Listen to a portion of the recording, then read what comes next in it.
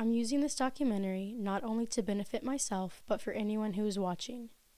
Even though this documentary serves as an outlet for myself, you can use this video however you need, whether it is to learn and understand, relate and connect, or to watch out of curiosity. Anxiety resides in roughly 40 million adults and affects 1 in 8 teens in the United States, causing it to be the most common mental illness. Even though there are many treatment options available, only 2/3 of adults and 1 in 5 teens receive treatment.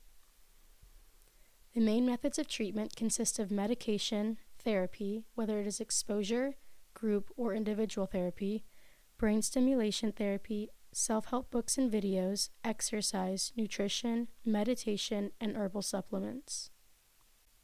I myself am using this video as a form of therapy. I never liked going to see a psychologist or my primary care doctor to talk about my anxiety because it felt forced and I was asked too many questions and was still not understood. This video has allowed me to casually and voluntarily speak about my anxiety in a creative way that does not have to be understood by anyone but me. I never understood anxiety before being diagnosed.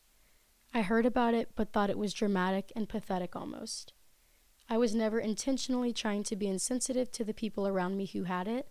There are just certain things you never understand completely until you go through it yourself. Even though I did not understand prior to my diagnosis, I actually have dealt with anxiety my entire life. It wasn't until something triggered it to the point where it would disrupt my daily life during my freshman year of college that I started to really struggle with it. Growing up, it was more situational anxiety and would show itself when things were stressful, which is pretty typical for most people. Having anxiety is very discouraging. It makes me feel very weak and small because it is something so many people struggle with, but it is not something that comes up in everyday small talk and is very different for each person. So it's very easy to still feel alone even though you are one of millions. It feels like a job having to carry all that weight every day, even on my good days. Anxiety has affected my life by taking away my freedom.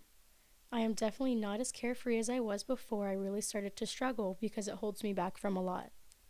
It has also changed how I view myself and handle my problems.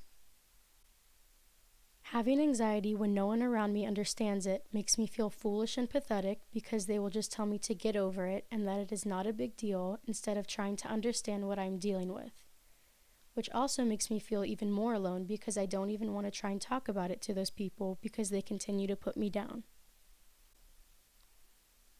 People experience a lot with anxiety, physically and mentally.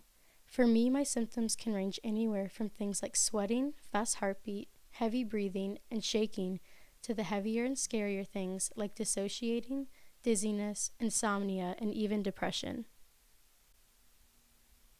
I have never felt comfortable talking to people about my problems in general. I like to resolve them on my own and not in a forced and formal way. It is the same thing for dealing with my anxiety.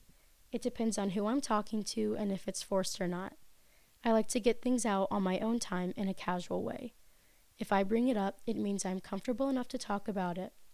I don't like when people ask me questions about it, so I usually don't talk about my anxiety to other people. I hate having to explain my anxiety and not be understood. I myself will always understand my anxiety. When it comes to coping with my anxiety, I don't have a specific method. I take medicine every day for it to help keep it manageable.